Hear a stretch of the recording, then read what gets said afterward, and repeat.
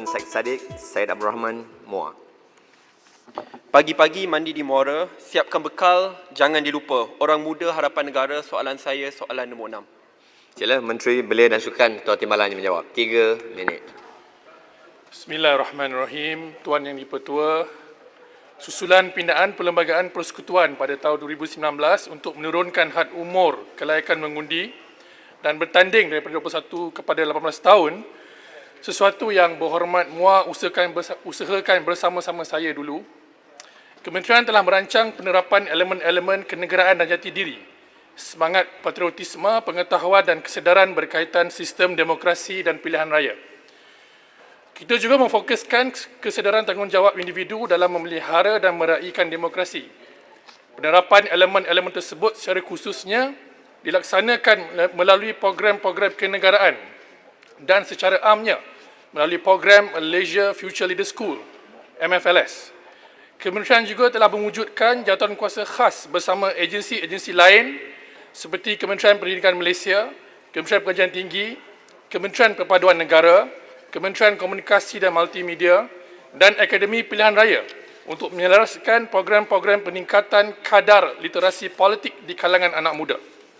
Pada tahun 2020, Kementerian telah merancang untuk melaksanakan program-program untuk tujuan yang sama serta pendedahan sosialisasi politik di kalangan belia dengan sasaran pelajar sekolah berusia 15 hingga 17 tahun, pelajar pra-universiti dan institusi pengajian tinggi berusia 18 tahun ke atas, pelajar universiti luar negara, tajaan JPA dan agensi-agensi, pelajar-pelajar TVET, belia masa dan penjawat awam muda berusia di bawah 30 tahun. Walaupun perintah kawalan pergerakan terpaksa dilaksanakan akibat wabak COVID-19, banyak program berjalan secara dalam talian dengan mengekalkan objektif asal. Program yang dilaksanakan secara bersemuka pula tertakluk kepada SOP daripada Majlis Keselamatan Negara MKN dan Kementerian Kesihatan. Program-program yang telah kami anjurkan berbentuk seminar termasuk webinar, kursus, dialog dan forum perkongsian infografik di atas talian. Tuan Yang Dipertua, Kementerian Belia dan Sukan juga telah merancang dan melaksanakan perkara berikut. Sewaktu PKP, debat rakan muda dianjurkan secara dalam talian yang turut membincangkan isu-isu kenegaraan.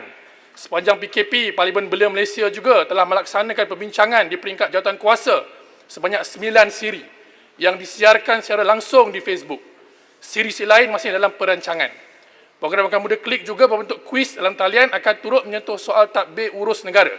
Program sebanyak 15 siri dirancangkan bermula lewat Ogos hingga September 2020 dan melibatkan 600 peserta. Pada tahun 2019, Sekolah Rukun Negara dilaksanakan sebagai platform untuk memberikan kesedaran tentang objektif-objektif tersebut serta nilai-nilai politik di kalangan generasi muda. 4 modul program ialah Rukun Negara, Suara Demokrasi Belia, Klik dengan Bijak, Pendidikan Pengundi. Sekian, terima kasih. Sila Yang Berhormat Muar untuk soalan tambahan yang pertama. 30 saat. Saya tidak perasan rakan saya senator yang menjawab soalan ini. Saya ingin mengambil kesempatan untuk mengucapkan tahniah di atas kemenangan beliau semalam atau 2 hari lepas dipilih sebagai Ketua Armada se-Malaysia. Tak ni serius I wish him all the best and his new team all the best in his future pursuits dengan izin yang speaker. Senator, saya ingin bangkitkan 2 perkara. Kalau lawan Muar belum tentu menang lagi. Saya ingin bangkitkan 2 perkara. Pertama sekali, seperti yang Berhormat Senator tekankan tadi, kita menggerakkan usaha undi 18 ini bersama. Tetapi kita juga ingin memastikan bahawa penyaluran maklumat itu adil dan anak muda di seluruh Malaysia bebas menyuarakan pendapat mereka. Apa pandangan Senator apabila Kementerian Pendidikan berkata bahawa, Pendidikan Tinggi berkata bahawa pemansuhan atau pindaan AUKU itu tidak akan diberikan tidak akan dilakukan atau dilaksanakan lagi sekali, yang bermaksud bahawa anak-anak muda yang ingin bersuara di dalam dan juga di luar Malaysia akan disekat.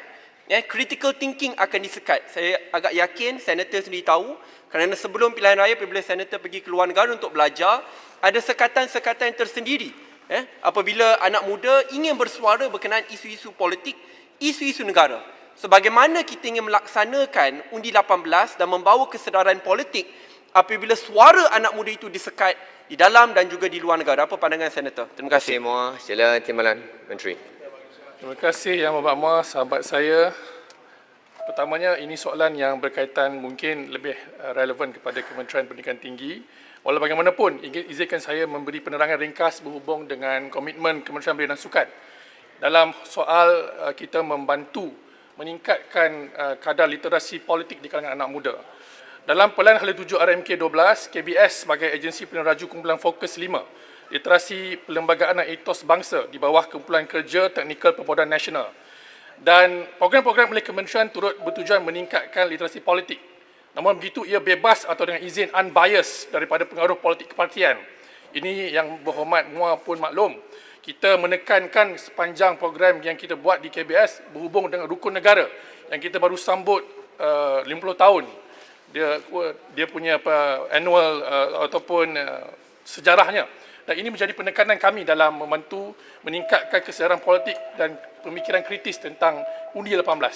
Jadi insya-Allah kita akan bantu lebih lanjut dalam kerjasama rentas kementerian berhubung soal-soal yang lain dalam meningkatkan kematangan politik anak muda. Senator, saya faham bahawa AUKU mungkin bukan di bawah KBS. Tapi KBS bekerjasama dengan Kementerian Pendidikan Tinggi dalam usaha untuk meminda AUKU. Adakah KBS akan mendesak soalan kedua ni. atau akan memberi? Soalan kedua ni Ini memang cukuplah. Ini Muar, saya Muar, jawab cukuplah, Muar. bukan Bukan dialog. satu soalan saya bagi. Ya. Mungkin ya. Cukuplah Muar. Kan bersuara Ini bukan bagi anak berceramah muda. lah. Saya bagi 30 saat Timbalan Menteri mengulas. Sila. Yang Muar, saya memberi jaminan akan membantu meningkatkan kerjasama dengan kementerian-kementerian lain untuk kita memahami kepentingan kita meningkatkan penyertaan anak muda dalam politik, biarpun sama ada aku dipilih atau tidak. Terima kasih. Terima kasih Yang Berhormat Yang Menteri. Soalan tambahan kedua, saya jemput Yang Berhormat Pontian. 3 kali bagus. Semas Kalau beliau masih beliau ada- Sudah berapa kali bangun Yang Di-Pertua. Terima kasih Datuk Speaker. Saya kira antara pengetahuan perihal demokrasi dan kenegaraan yang perlu diketahui oleh anak-anak muda ini ialah termasuk mendaftar sebagai pengundi. Saya ingin tahu antara umur 18 ke 21 itu berapakah jumlah yang sepatutnya mendaftar menjadi pengundi, dan seterusnya apakah tumpuan Kementerian Belia dan Sukan untuk memastikan pendidikan dan kemahiran tinggi kepada anak-anak muda supaya mereka tidak mengalami ketika COVID-19 ini menganggur dan tiada pekerjaan. Terima kasih.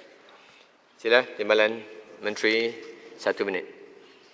Mengikut unjuran SPR, perubahan umur layak mengundi daripada umur 21 ke 18 tahun akan menjadikan seramai 7.8 juta pengundi baru menjelang tahun 2023. Dan butiran-butiran lanjut kami akan jawab secara bertulis. Untuk maklumat Yang Berhormat Pontian, seperti saya dah ulang beberapa kali dalam Dewan Yang Mulia ini, Kementerian Belia dan Sukan sedang melaksanakan beberapa program-program penting untuk memastikan anak muda tidak terpinggir daripada arus kita ingin menambahkan pekerjaan dalam tempoh Perintah Kawalan Pergerakan. Antara inisiatif penting yang baru dilancarkan adalah skim perantisan nasional yang mana kita bekerjasama dengan kementerian-kementerian seperti Kementerian Kerja Raya, Kementerian Komunikasi dan Multimedia dan Sumber Manusia, bagaimana kita dapat menambahkan peluang perantisan di kalangan anak muda yang terlibat sama ada dalam GLC tempatan maupun syarikat multinasional di luar.